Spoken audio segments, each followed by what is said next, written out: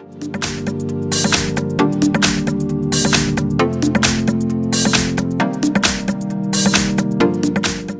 I have OPPO AX7 and let me show you how to grab a screen on the following device.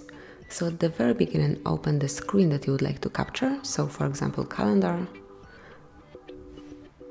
And let's show someone how beautiful your calendar is. And now just tap all together on power key and volume down key and hold it for about 2 seconds. That's it, the screenshot has been made. Now if you would like to open it, just go to Gallery, to Photos, and then select Screenshots album. And here's your screenshot. We've got also a second method to make a screenshot, so let's open some other display, for example weather,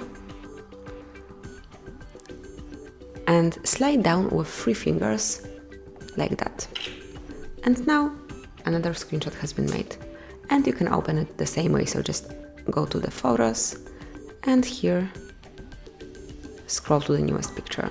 It's obviously in Screenshots album. That's it. Thanks for watching, please subscribe our channel and leave the thumbs up.